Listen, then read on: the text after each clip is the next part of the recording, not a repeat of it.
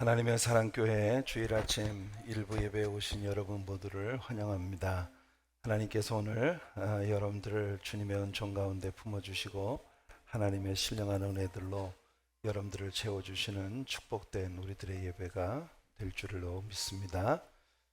오늘 본당에 지금 인터넷 연결 상황이 좋지가 않기 때문에 오늘 2부 예배 때 라이브 스트리밍으로 방송을 해야 하는 그 방송이 실시간으로 예배 중계가 될 수 없을 수도 있습니다. 아마 없을 가능성이 크기 때문에 일부 예배를 녹화를 해서 2부 예배 시간에 맞추어서 업로드를 하는 방법을 지금 강구하고 있는데, 성공적이면 실시간에 2부 예배 때 성도님들이 예배를 유튜브 일부 예배 실황을 보면서 예배를 할 수가 있겠지만 또 그것도 불가능할 수도 있습니다. 그래서 제가 구역장님들 방에 되도록이면 2부 예배에 성도님들이 참석을 하시도록 이제 안내를 해달라는 말씀을 제가 올렸고, 오늘의 상황에 대한 설명을 올려드렸습니다. 지금 오늘 일부 예배에 오신 구역장님들은 제가 단톡방에 올린 그 글을 예배가 시작되기 전에 구역 식구들에게 공지하셔서 구역 식구들이 2부 예배 때 교회로 와서 예배를 드릴지, 아니면 2부 예배가 모두 끝나고 난 후에 이제 그 비디오로 업로드 되어지는 영상을 보실지를 결정하실 수 있도록 도와주시기를 바라겠습니다. 네, 오늘 하나님의 많은 은혜가 우리들의 예배 매 순간마다 은혜로 임하는 그런 축복된 우리들의 예배가 되기를 원합니다. 자, 우리 몸과 마음을 가다듬고 영과 진리로서 우리 하나님을 예배하며 함께 나아가겠습니다.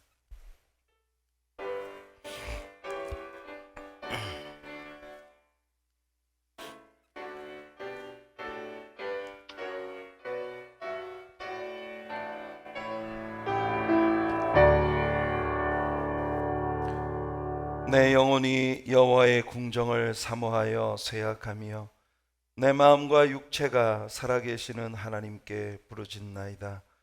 주께 힘을 얻고 그 마음에 시온의 대로가 있는 자는 복이 있나이다.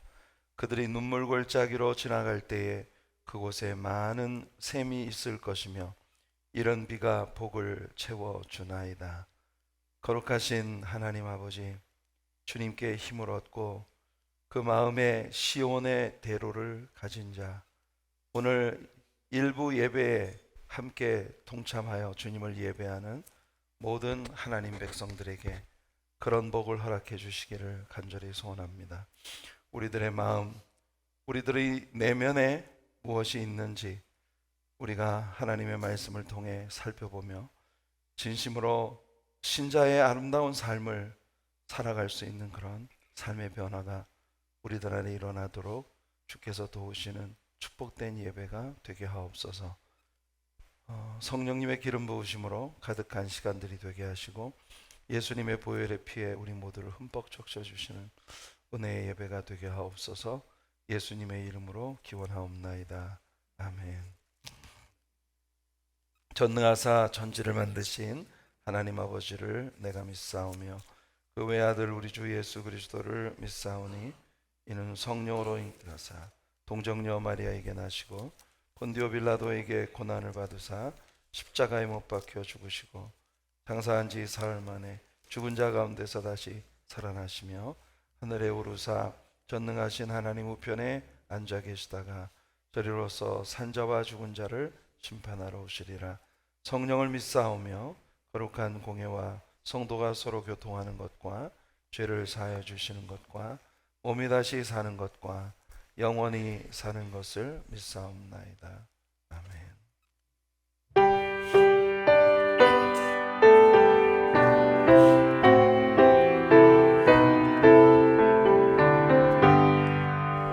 다 찬양하여라 전능왕 창조의 주께 내 원하줄 찬양 평강과 구원의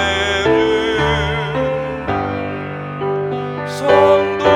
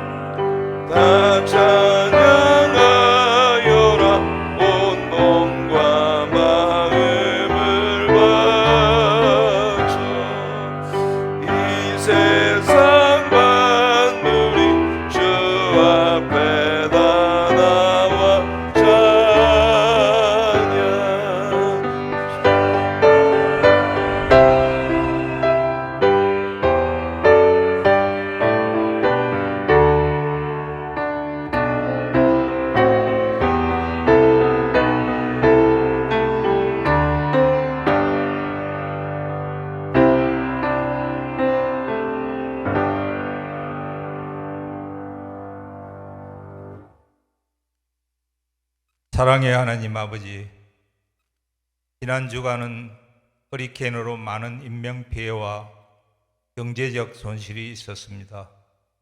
심지어 침수로 말미암아 오늘 예배를 드리지 못하는 교회도 생겼습니다. 하지만 곰곰이 생각해 보면 시간마다 우리 가정과 교회와 사업체에 하늘의 위로가 넘치게 해주셨고 또한 보호해 주셨습니다. 주님께 영광을 돌립니다. 지난 한 주간도 하나님이 온전히 기뻐하지 않을 삶을 살았습니다. 야곱처럼 간사했습니다. 요나처럼 불순종했습니다. 삼손처럼 실패했습니다. 주님의 사랑으로 우리의 죄악과 허물을 용서하여 주옵소서. 우리 심령이 죄악에서 해방되어 늘 평안을 누리게 하옵소서. 저희들 어느 때보다도 미래가 불확실한 시대를 살고 있습니다. 마귀는 우리를 삼키려고 호시탐탐 노리고 있습니다. 우리의 대장 되신 주님, 우리를 인도하셔서 끝까지 싸워 이기게 하옵소서. 특별히 아프가니스탄 교회와 성도들을 위해 기도드립니다. 목숨을 걸고 신앙을 지켜야 하는 그들입니다. 주님 지켜주옵소서. 주 품에 품어 주옵소서. 자연재해로 어려움을 겪고 있는 미국과 IT도 도와주옵소서. 결실의 계절로 접어드는 9월 첫째 주를 맞았습니다. 2021년 우리에게 맡겨주신 귀한 사명 잘 감당하여 열매로 주렁주렁 열리게 하옵소서. 교회에 남아있는 건축 공정도 연내로 마무리되게 하옵시고 수고하는 이들에게 기쁨으로 채워주옵소서. 은혜의 하나님, 그 은혜 찬송으로 다 보답할 수 없지만 주님의 넓고 크신 사랑을 이 시간도 성도들이 함께 모여 찬양합니다. 주님의 높고 위대하심을 우리 영원히 찬양합니다. 기쁘게 연락하여 주옵소서. 우리 목사님 영육간에 건강하게 하옵시고 성령님이 그를 주장하사 전파되는 말씀이 연약한 심령을 굳세게 하여 주시고 어리석은 마음을 지혜롭게 하시고 험한 세상 살아갈 동안 이 말씀 의지하여 용감하게 살아갈 수 있게 해주시기를 간절히 원하옵고 거룩하신 예수님의 이름으로 기도드립니다. 아멘.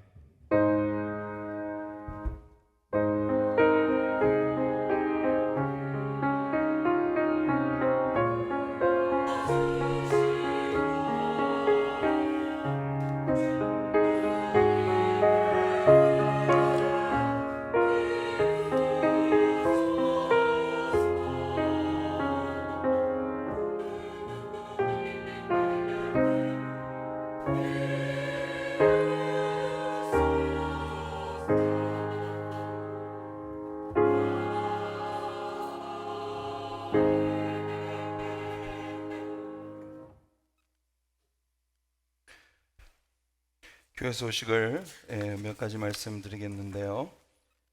주보를 참조해 주시기를 바라고, 지난주에 말씀드린 대로 우리 성반 EM 패스터리 우리 유스 미니스트리와 또 EM 미니스트리를 이제 섬기기 시작했습니다. 여러분 위해서 많은 중보 기도해 주시기를 바라며 또 볼 때마다 여러분 사랑의 격려로 축복해 주시기를 바라겠습니다. 지난주에 우리 올해의 선교 프로젝트를 위한 그 바자가 시작이 되어서 마스크 판매가 있었습니다.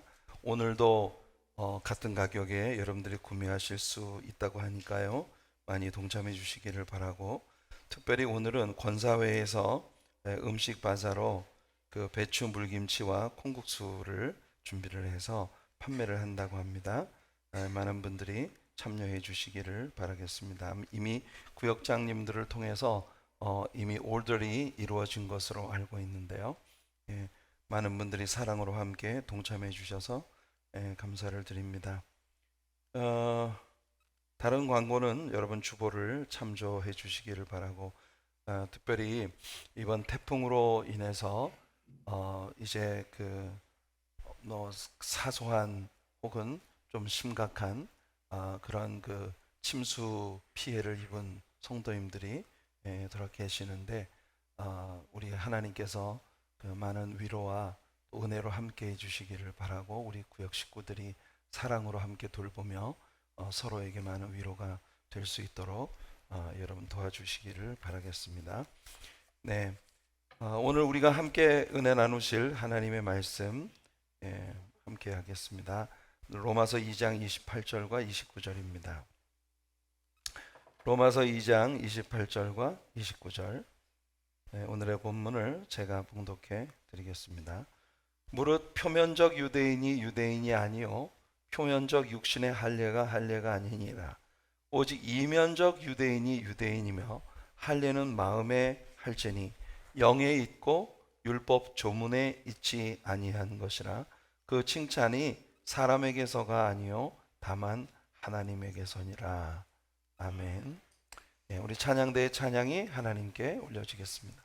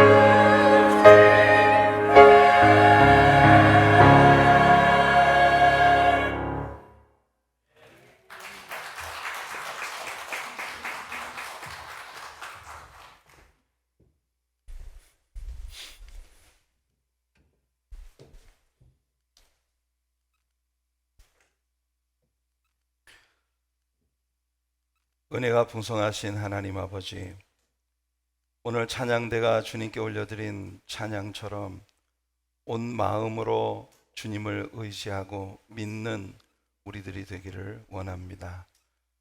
우리들의 신앙생활이 예식에 달린 것이 아니고 의식에 달린 것이 아니고 우리 마음의 일이라고 하는 걸, 우리의 영혼 깊은 곳의 내면의 일이라는 걸 하나님의 말씀을 통해서 배우고자 합니다.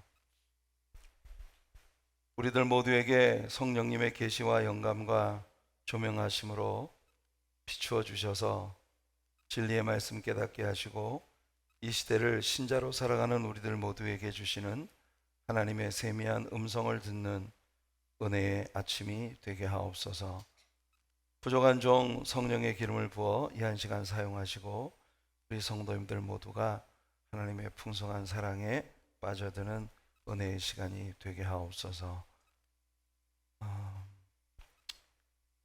찬양대로 봉사하는 우리 모든 지체들을 예수님의 피 묻은 손으로 덮어주시고 성령의 감동하심이 늘 넘치는 종들이 되게 하시어서 찬양을 올려드릴 때마다 영혼의 제사가 주님 앞에 올려지게 하옵시고, 여러 가지 어려운 상황 가운데에서도 교회에 이 모양 저 모양으로 직분을 맡고 사명을 받아 일들을 감당하는 모든 이들이 예수님께서 주시는 겸비한 마음과 하늘나라의 기쁨을 소유한 세상 누구도 빼앗아갈 수 없는 환희에 들어찬 마음으로 주님을 섬길 수 있는 우리 교회 공동체가 되도록 교회를 섬기는 모든 일들에게 복을 내려 주옵소서. 아버지 하나님, 우리 성도님들이 이번 태풍에 가게에 물이 들어오거나 또 지하실에 물이 들어오거나 보일러실에 펌프가 정전으로 월킹하지 않는 바람에 침수 피해를 입거나 이런저런 많은 어려움들을 겪은 지체들이 있습니다. 예수님의 피 묻은 손으로 살아나는 종들을 덮어주시고 모든 피해들이 완벽하고 신속하게 복구되게 하시고 이 어려운 가운데에서 오히려 주님을 더 신뢰하며 주님을 믿고 믿음으로 승리하는 믿음의 자녀들이 되게 하옵소서. 지하 차고의 침수로 차를 완전히 폐차시켜야 하는 그런 상황에 다다른 지체도 있습니다. 하나님께서 모든 성도님들의 마음에 하나님의 위로와 은총을 부어주시기를 소원하며 오늘도 하나님의 말씀 앞으로 우리 전심을 다해 나아갈 수 있게 주님의 말씀을 배우고 듣는 일에 집중할 수 있게 도와주시옵소서. 예수님의 이름으로 간절히 기도하옵나이다. 아멘. 오늘 여러분들에게 로마서 2장 28절과 29절 말씀을 봉독해 드렸습니다. 이 말씀을 본문으로 해서 마음의 문제라고 하는 제목의 말씀으로 함께 은혜를 나누고자 합니다. 여러분들이 영어 제목을 보면 The Inner Heart Issue라고 이렇게 되어 있는데요. 마음의 문제라 함은 마음 속에 문제가 있다는 뜻이 아니라 우리들의 신앙이라고 하는 것이 표면적인 어떤 행사 또는 활동, 액티비티, 리추얼 이런 문제가 아니라 우리의 마음의 문제다라고 하는 그런 의미의 제목입니다. 로마서 1장에서 바울은 모든 이방인들의 세계가 타락했다는 것에 대해서 이야기했습니다. 그러나 2장에 들어오면서 바울은 그렇다면 유대인들은 좀 나으냐? 원래 하나님께 부름을 받은 아브라함의 후손이라는 선택받은 백성, 선민이라고 하는 그런 이 자존감으로 가득한 유대인들은 그렇다면 이방인들의 세계가 그들의 마음에 하나님 두기를 싫어하고 그래서 하나님께서 하나님이 없는 부끄러운 정욕대로 살도록 내버려 두셨을 때 거의 짐승과 방불한 수준의 그런 죄악된 타락한 삶에 빠져버린 이제 이방인들의 세계가 1장의 소개가 되었는데, 그러면 이방인들의 세계가 그렇게 타락했다면 유대인들은 좀 나으냐 하는 질문을 2장에 들어오면서 하는 것입니다. 하지만 바울은 단도직입적으로 답합니다. 아니다. 유대인들도 별반 나을 게 없다. 그래서 바울은 이방인들과 마찬가지로 유대인들도 동반 타락의 길을 걷고 있다라고 하는 이야기를 지금 하고 있는 것입니다. 바울은 이방인들의 삶이 불의와 추악한 것들로 가득했다고 이미 선언했습니다. 로마서 1장 28절로 32절을 보시면, 또한 그들이 마음에 하나님 두기를 싫어하며 하나님께서 그들을 그 상실한 마음대로 내버려 두사 합당하지 못한 일을 하게 하셨으니 곧 모든 불의, 추악, 탐욕, 악의가 가득한 자요, 시기, 살인, 분쟁, 악독이 가득한 자요, 수근수근하는 자요, 비방하는 자요, 하나님께서 미워하는 자요, 능욕하는 자요, 교만한 자요, 자랑하는 자요, 악을 도모하는 자요, 부모를 거역하는 자요, 우매한 자요, 배약하는 자요, 무정한 자요, 무자비한 자라. 그들이 이 같은 일을 행하는 자는 사형에 해당한다고 하나님께서 정하심을 알고도 자기들만 행할 뿐 아니라 또한 그런 일을 행하는 자들을 옳다 하느니라. 바울은 하나님께서 인간의 마음속에 하나님을 알 수 있는 그런 그 기능을 주셨기 때문에 하나님이 지으신 피조물들을 들여다보면 그 피조물들 속에 투영되어진 하나님의 성품과 하나님의 거룩하심, 하나님의 존재를 알 수 있는 능력을 하나님께로부터 받았다고 바울은 분명히 선언했습니다. 이 1장에서 바울이 이야기한 거죠. 하나님을 알만한 것이 그들 안에 있는데 불구하고 그들은 하나님을 알면서도 알지 않기로 뜻을 정했다. 그래서 그들의 마음에 하나님 두기를 싫어했기 때문에 하나님께서도 그들 마음대로 그들의 정욕대로 살도록 내버려 두시니까 오늘 바울이 여기 리스트업한 이런 일들이 인간들의 그 삶에 들어오게 되었다고 선언을 하고 있는데요. 여러분, 여기 말하고 있는 이 리스트들을 한번 보세요. 불의, 추악, 탐욕, 악의가 가득하고 시기, 살인, 분쟁, 사기, 악독이 가득하고 수근수근하며 비방하고 하나님께서 미워하시는 일들을 하며 능욕하고 교만하고 자랑하고 악을 도모하며 부모를 거역하고 우매하고 배약하며 무정하고 무자비한 이런, 여러분 여기 지금 바울이 리스트업하고 있는 이 이야기들이 오늘날의 인간들의 세계에서 그대로 벌어지고 있다고 하는 걸 알고 싶으십니까? 아무 날이나 신문을 펼쳐보세요. 거기 나와 있는 이야기들이 오늘 우리가 살아가고 있는 세상에서 지금 바울이 리스트업하고 있는 이 일들이 현실로 벌어지고 있다고 하는 걸 그대로 우리에게 리포트 해주고 있거든요. 바울이 인간이 이렇게까지 추악해질 수 있었던 이유가 뭔가에 대해서 바울은 선언합니다. 사람들이 하나님을 알면서도 하나님을 영화롭게 해드리지 않았어요. 그래서 그들의 생각이 허망해지기 시작했고 그 허망한 생각들은 결국 그들의 마음을 어리석게 만들었고 또한 어둡게 만들어 버렸다는 것입니다. 그래서 그들은 스스로 지혜 있다고 주장하지만 사실은 바보가 되어버리고 말았다. 그래서 하나님은 그들을 그 부끄러운 정욕대로 살도록 내버려 두셨고, 그래서 그들은 하나님의 진리를 거짓말로 만들어버리고 모든 것을 지으신 창조주보다 그가 지으신 피조물들을 더 숭배하기 시작했다. 이게 여러분 바울 사도가 로마서 1장에서 이야기하고 있는 이 인간의 현실이 오늘 우리가 살아가고 있는 이 시대의 이야기를 그대로 보여주고 있는 그런 내용이 아니겠습니까? 결국 그들은 그들의 마음에 하나님 두기를 싫어했기 때문에 하나님께서도 그들이 하나님을 버린 사악한 마음대로 살도록 내버려 두셨고, 그 결과가 바울이 로마서 1장에서 말한 그런 상태가 된 것입니다. 이것이 바로 지난 수요일 저녁에 우리가 이야기했던 하나님의 법정이 개정되고 이방 세계의 사람들에 대해 하나님께서 내리신 선교입니다. You are guilty.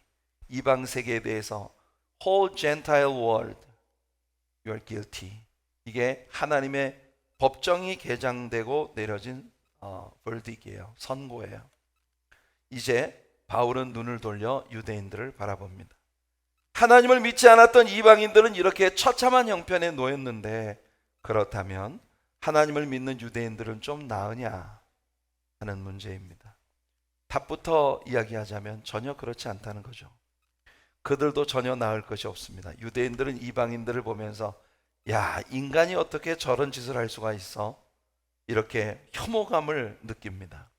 율법을 지키며 사는 자신들이 보기에 이방인들은 너무나 불결하고 추악하다는 거죠.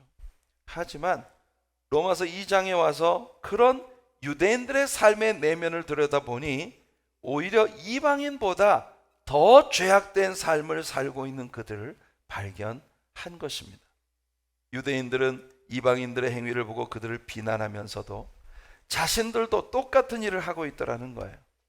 마태복음 5장으로부터 7장까지의 산상수훈에서 예수님은 유대인들의 율법의 잘못된 해석에 대해 지적하셨습니다. 예수님은 당신이 율법이나 선지자를 폐하러 온 것이 아니라 완전케 하기 위하여 오셨다고 하시며 이렇게 경고하십니다. 마태복음 5장 20절에 내가 너희에게 이르노니 너희 의가 서기관과 바리새인보다 더 낫지 못하면 결코 천국에 들어가지 못하리라. 우리는 근자의 새벽 기도를 통해서 예수님의 이 말씀이 무슨 의미인지를 확실하게 배웠습니다. 너희의 의가 서기관과 바리새인보다 더 낫지 못하면 결코 천국에 들어가지 못하리라. 여러분, 그 시대의 유대인들이 가지고 있었던 유대교 종교적 사고로는 서기관과 바리새인들보다 더 의로운 자들은 없어요. 서기관과 바리새인들보다 더 의로울 수 있는 사람은 이 세상에 존재하지 않아요. 근데 예수님께서 서기관과 바리새인들보다 그 더 나은 의를 갖지 못하면 천국에 들어갈 수 없다. 그 말은 무슨 말이에요? 너희가 바리새인이나 서기관들이 하고 있는 그런 의를 너희 스스로 세우는 일로는 아무도 천국에 들어갈 수 없다. 그거 백날 해봤자 너희들이 죽도록 노력해도 바리새인들이나 서기관들이 달성한 것만큼도 너희들이 도달할 수 없다. 그러니까 예수님은 뭘 선포하고 계신 겁니까? 인간의 노력으로, 의롭게 되기 위한 인간의 노력으로는 아무도 천국에 들어갈 수 없다는 걸 선언하시는 거예요. 그리고 나서 예수님은 그들이 잘못 해석해왔던 율법의 케이스들을 들어서 그 율법의 진정한 의미가 무엇인지를 해석해 주십니다. 율법은 살인하지 말라라고 했다. 예수님은 말씀하십니다.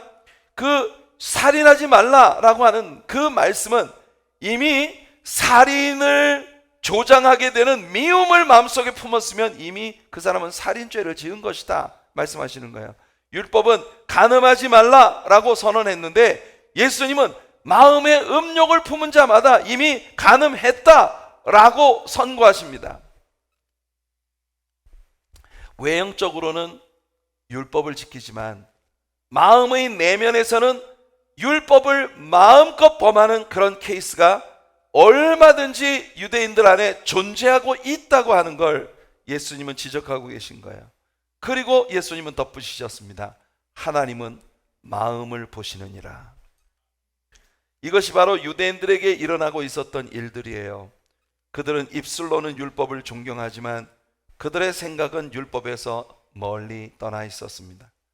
이사야 29장 13절에 하나님께서 이사야 선지자를 통해 말씀하십니다. 주께서 이르시되 이 백성이 입으로는 나를 가까이하며 입술로는 나를 공경하나 그들의 마음은 내게서 멀리 떠났나니 그들이 나를 경외함은 사람의 계명으로 가르침을 받았을 뿐이라. 하나님은 사람의 마음을 살피십니다. 그들이 입으로는 주님을 부르지만 입술로는 하나님을 경외한다고 고백하지만 그들의 마음은 하나님께로부터 멀리 떨어져 있다. 그들은 오직 사람의 계명으로 가르침을 받았을 뿐이라. 사람의 계명으로 가르침을 받았다는 게 무슨 뜻일까요? 여러분, 율법주의자들은 율법은 어차피 우리가 완전히 성취할 수 없는 것이다. 그러니 율법 가운데 반드시 내가 성취시켜야만 하는 그런 큰 율법이 있고, 그 다음에 인간적으로 이것은 좀 간과해도 되는 그런 율법이 있다, 이렇게 규정을 한 거예요. 그래서 율법학자가 예수님께 나와서 물었어요. 젊은 율법사가, 선생님, 제일 크고 첫째 되는 계명이 뭡니까? 그러자 예수님께서 유대교의 제일 큰 계명으로 일컬어지고 있는 The Great Shema, 신명기 6장 4절로 6절까지 말씀하십니다. 이스라엘아 들으라. 이스라엘 하나님 여호와는 오직 하나의 신 여호와시니 너는 마음을 다하고 목숨을 다하고 성품을 다하여 주 너의 하나님을 사랑해라. 이게 제일 크고 첫째 되는 계명이다. 이 율법 선생은 고개를 끄덕이며 맞아, 역시 그거 맞아, 그렇게 말을 했어요. 그런데 예수님 거기에 덧붙이셨어요. 그런데 그것만큼이나 중요한 두 번째 계명이 있어. 그건 뭐냐면 내 이웃을 내 몸과 같이 사랑하라는 거야. 여러분, 최근 우리 새벽 예배를 통해서 굉장히 중요한 걸 배웠어요. 어제 새벽 예배였었죠. 우리 하나님을 신앙하는 신앙은 하나님과 나와의 개인적인 관계에서 끝나는 것이 아니라, 정말 좋은 신앙, 성숙한 신앙은 우리 주변에 있는 사람들과의 관계 속으로 확대되어 나가는 것이다. 내가 이 주변에 있는 사람들에게 어떻게 하느냐 하는 것이 하나님을 내가 어떻게 신앙하느냐 하는 것에 대한 가장 확실한 증거다. 그래서 누군가를 용서하지 못하고 꽁하게 닫혀있는 이런 마음은 하나님과 나와의 관계마저 다 막아버리기 때문에 기도가 막히고 예배도 안 되고, 왠지 설교를 들어도 온 공중에 분산되어져 있는, 정말 그야말로 구천을 떠도는 마음 때문에 하나님의 말씀이 내 중심에 들어올 수가 없는, 신앙생활이 왠지 건조해지고, 아무리 노력을 하고 애를 써봐도 내 마음이 하나님께로 달려가지를 못하고 온 사방에 흩어져 버린, 그래서 여러분이 가슴에 커다란 구멍이 뚫리고 찬바람이 그냥 스산하게 스며드는, 왠지 신앙생활을 해도 정말 눈물 쏙 빠지게 감동도 없고 진짜 하나님 앞에 뜨거운 열심도 다 사라지고 내 신앙생활이 건조하기 이를 데 없는 그런 매너리즘에 빠진 신자로 전락해 가고 있는 우리 자신의 모습을 볼 때가 참 많다는 거예요. 유대인들에게 일어나고 있는 일들이 바로 그런 일들입니다. 그들은 입술로는 율법을 존경하지만 그들의 생각은 율법에서 멀리 떠나버리고 만 거예요. 율법의 강의를 듣기만 하는 것으로는 하나님 앞에서 의롭게 되지 못합니다. 모세가 율법을 선포할 때 백성들에게 그 율법을 행하는 것이 중요하다는 걸 이렇게 선포했습니다. 신명기 4장 1절이에요. 이스라엘아, 이제 내가 너희에게 가르치는 규례와 법도를 듣고 준행하라. 그리하면 너희가 살 것이요 너희 조상의 하나님 여호와께서 너희에게 주시는 땅에 들어가서 그것을 얻게 되리라. 유대인들은 의롭게 되기 위한 하나님의 요구사항들을 담고 있는 율법의 조항들을 가지고 있다는 사실만으로 그들 자신이 하나님 앞에서 의롭다고 그렇게 생각하고 있었던 거예요. 자만하고 있었던 것입니다. 율법을 인정하고 그것을 가지고 있다는 사실에 만족한다고 하나님 앞에서 의롭게 되지 못합니다. 율법의 조항들을 지킨다 해도 또한 그것으로 하나님 앞에 의롭게 될 수가 없습니다. 그러면 어쩌란 말입니까?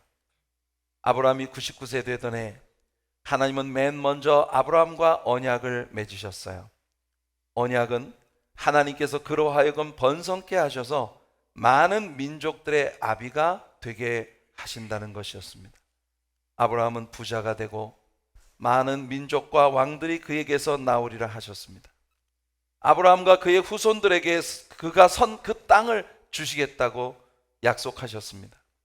이 언약의 표식이 바로 할례의 예식이었습니다. 아브라함의 후손으로 태어나는 모든 남자들은 하나님과의 언약 관계에 있는 백성이라는 표식으로 할례를 받아야만 했습니다. 이것은 그들이 유대인, 즉 언약 백성이라는 외형적인 표식이었거든요. 하지만 시간이 지나면서 유대인들은 하나님의 언약 백성이라고 하는 그 본질보다도 단순히 할례의 예식, 그 자체에만 모든 의미를 두기 시작한 거예요. 언약 백성으로서의 믿음의 삶은 없고 오직 할례를 행했다는 것만으로 자신들이 언약 백성이라는 자랑을 하고 있는 것입니다. 할례는 그들이 언약 백성이라는 것에 대한 일종의 표식, 일종의 배지예요. 가슴에 달고 있는 배지. 그런데 가슴에 나는 언약 백성이라는 배지는 달고 있지만 전혀 그와 상관이 없는 삶을 살았다는 것입니다. 불행한 일은 그와 똑같은 일들이 오늘날 교회 안에도 일어나고 있다는 것이죠. 유대인들에게 있어서의 할례와 아주 유사한 것이 오늘날 교회의 세례 예식입니다. 많은 사람들은 자신이 세례 예식을 경험했다는 것이 그들 자신을 그리스도인이 되게 만드는 것으로 착각하고 있습니다. 할례나 세례나 이 두 가지 예식은 모두 그 예식에 참여한 사람이 더 이상 육체를 따라 살지 않고 성령을 따라 살겠다는 고백의 표식인 것입니다. 할례의 예식은 신체의 일부를 절개해내는 일입니다. 나누임, 곧 구별됨을 뜻하는 것이죠. 더 이상 육체를 따라 살지 않겠다는 것입니다. 세례 역시도 육체를 쫓아 살던 자신의 옛사람을 이제 예수 그리스도와 함께 물속에 장사 지내고 성령을 쫓아 사는 새 사람이 되기 위해 그렇게 예수님과 함께 다시 부활한 그런 삶에 참여하겠다는 고백인 거예요. 만일 여러분들이 세례를 받았으면서도 여전히 육체를 쫓아 산다면 이 어떤 예식도 여러분들과 아무 상관이 없는 것입니다. 가치가 없는 거예요. 베드로의 말을 생각해 보세요. 베드로전서 3장 21절입니다. 물은 예수 그리스도께서 부활하심으로 말미암아 이제 너희를 구원하는 표니 곧 세례라. 이는 육체의 더러운 것을 제하여 버림이 아니요 하나님을 향한 선한 양심의 간군이라. 베드로가 우리에게 아주 중요한 얘기를 들려주고 있는 겁니다. 세례를 받는다는 건 물로서 물리적으로 피지컬리 우리의 죄를 씻어내는 것이 아니라 우리 안에 선한 양심이 다시 살아나서 끝없이 예수 그리스도를 추구하고 예수 그리스도를 따라가게 만드는 내면의 변화를 고백하는 것이라는 걸 베드로가 선언하고 있는 거예요. 성도 여러분, 오늘 저는 여러분들에게 묻고 싶습니다. 지금 여러분들의 신앙은 세례를 받았다든지 교회에서 어떤 종류의 타이틀을 얻고 있다든지 그런 외적인 일들이 여러분들을 끌어가고 있는 그런 신앙생활인가요? 아니면 매일 아침마다 새롭게 여러분들의 내면에서 주님을 갈구하는 선한 양심이 날마다 하나님의 말씀을 더 묵상하게 하고 말씀 속에서 발견되어진 나의 삶을 더 많이 우리 주님께 맞춰가기 위해서 성령의 능력을 의지하고 그리고 주님을 쫓아가는 매일매일의 삶의 스릴이 있는 영적인 여행을 여러분들은 지금 하고 계신 것입니까? 이 질문이 여러분 우리가 이 세상을 떠날 때까지 우리들에게 물어줘야 할 질문이에요. 구원은 믿음의 고백으로 단번에 받습니다. 그러나 단번에 받는 그 구원이 진실한 구원이었다는 걸 증명하는 것이 뭐냐? 구원 그 이후에 주님과 나와의 릴레이션십 안에서 우리가 어떠한 삶을 살아가고 있느냐 하는 것이거든요. 외적으로 내가 할례를 받았다, 세례를 받았다, 이런 표면적인 것이 문제가 아니라 우리 내면의 마음이 베드로가 딱 표현한 그대로 선한 양심이 예수님을 더 얻으려고 끝까지 달려가는 그런 삶을 지금 네가 살고 있느냐, 이걸 묻고 있는 거예요. 바울은 신약 성경의 절반을 쓴 사람입니다. 모든 조직신학의 뼈대가 바울 서신 속에서 다 나왔다고 해도 과언이 아닐 정도로 바울은 그야말로 모르는 것이 없었던 사람이에요. 그런데 빌립보 교인들에게 로마의 감옥에서 보낸 그의 편지에서 그는 뭐라고 말합니까? 난 아직도 배가 고프다. 난 아직도 예수님을 더 알고 싶고 예수님의 고난에 어떻게 하면 더 참여할 수 있을까? 어떻게 하면 예수님의 부활에 더 참여할 수 있을까? 나는 예수 그리스도 안에서 발견되어지기 위하여 I press on myself. 나는 지금도 달려가고 있다고 고백하고 있는 거예요. 바울은 지금 있잖아요. 그 로마의 감옥에서 이제 거의 죽음을 당하게 될 것입니다. 디모데에게 보낸 바울의 편지는 그가 로마의 감옥에서 보내는 마지막 겨울에 디모데에게 보낸 편지예요. 그 편지 속에서 바울은 말했습니다. 나는 이미 관제와 같이 벌써 다 부어져 버렸다. 무슨 뜻입니까, 여러분? 자신에게는 마지막 남은 피 한 방울, 마지막만 남은 땀 한 방울, 여러분 드링크 오퍼링, 번제 제단 위에 뜨겁게 타오르는 불꽃 속에 포도주 한 숟가락, 올리브 기름 한 숟가락 집어넣어 순식간에 빠지직 타오르는 한오로의 연기로 승화되며 향기로 주님을 기쁘시게 해드리는 그런 제사로 이미 나는 바쳐졌다고 말합니다. 바울은요, 자신의 죽음이 코앞에 다가와 있다는 걸 느끼고 있는 것처럼 디모데에게 말했어요. 그런데도 디모데는 뭐라고 말합니까? 나는 지금까지 내가 했던 모든 일들을 잊어버리고 앞에 있는 일, 예수 그리스도의 손에 잡힌 바 된 그것을 잡으려고 난 지금도 계속 달려가고 있다고 하지 않습니까? 그래서 바울은 로마의 감옥에서 아무것도 할 수가 없으니까 여러분 정말 놀라운 옥중 서신들을 남겨 그 편지들을 통해서 온 세계의 크리스찬들이 오늘날까지도 예수 그리스도를 믿고 알아가게 만드는 이 위대한 헌신을 행할 수 있었던 거예요. 저는 저와 여러분들의 삶이 이런 것이 되었으면 좋겠습니다. 우리의 코에서 마지막 호흡이 거두어져 가는 그 순간까지 여러분 나는 이미 다 끝났다 이것이 아니라 정말 매일 새롭게 우리들의 선한 양심이 예수 그리스도를 향해 끊임없이 달려가는 뜨거운 열정이 식지 않는 그런 신앙인들로 오늘을 살아갈 수 있게 되기를 간절히 바랍니다. 여러분들이 신앙생활을 하면서도 기쁨이 내가 정말 예수님 때문에 환하게 웃어본 것이 언제인지 기억조차 가물가물한 그런 얼굴로 늘 이렇게 근심에 가득한 그런 수심찬 얼굴로 신앙생활을 하시는 것이 너무 안타까워요. 오늘 하나님의 성령께서 여러분들의 마음을 새롭게 하시는 아침이 되기를 축복합니다. 로마서를 공부하면서 여러분들의 마음 안에 베드로가 말한 바 선한 양심을 깨워주시는 은혜가 일어나게 되기를 축복합니다. 이것이 바울이 유대인들에게 말하고자 했던 바로 그 포인트인 거예요. 바울은 유대인이었어요. 그러나 하려는 마음에 해야 하고 영에 해야지 육체나 혹은 어떤 증서로 하는 것이 아니라고 주장합니다. 그런 의미에서 생각해 본다면 율법의 조항들을 지키는 것으로 어차피 완전해질 수 없다고 할 때 할례나 세례나 그 무엇이라도 사람의 죄 문제를 진정으로 해결해 주기 위한 하나님의 방법으로서 그 아들 예수 그리스도의 죽으심이 없다면 아무 소용이 없다는 것이 분명해지는 것입니다. 우리들 모두에겐 예수님이 필요합니다.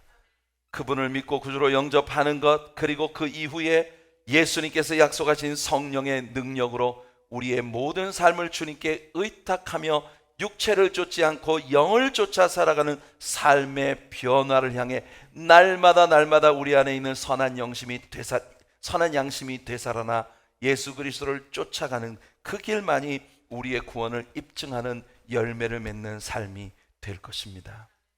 그래서 바울은 오늘 본문에서 이 모든 믿음에 관한 일들이 바로 우리의 행위나 육체의 이 표면적인 문제가 아니고 우리의 마음의 문제라고 하는 것을 분명히 하는 거예요. 왜 하나님께서 여러분들의 마음속에 무엇이 있는지에 이렇게 관심을 갖고 계신 것일까요? 잠언서 4장 23절에서 솔로몬이 말합니다. 모든 지킬 만한 것 중에 더욱 내 마음을 지켜라. 생명의 근원이 이에서 남이니라.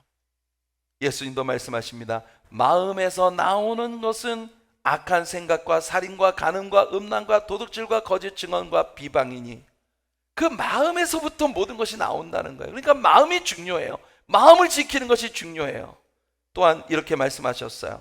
누가복음 6장 45절 선한 사람은 마음에 쌓은 선에서 선을 내고 악한 자는 그 쌓은 악에서 악을 내나니 이는 마음에 가득한 것을 입으로 말함이니라. 우리의 삶에 쏟아져 나오는 건 전부 우리의 마음으로부터 시작이 되는 것이란 말입니다. 그래서 로마서 10장에서 바울은 우리의 구원에 대해 이렇게 말합니다. 로마서 10장 9절과 10절이에요. 내가 만일 내 입으로 예수를 주로 시인하며, 예수를 주로 시인하는 건 우리의 입의 일이에요. 또 하나님께서 그를 죽은 자 가운데 살리신 것을 내 마음에 믿으면, 믿음은 우리의 마음속의 일입니다. 사람이 마음으로 믿어 의에 이르고 입으로 시인하여 구원에 이르느니라. 우리들의 마음에 믿으면 구원을 받으리라. 왜 마음으로 믿으라고 하죠? 그냥 생각으로 믿는 건 안 됩니까? 마음으로 믿어야 한다.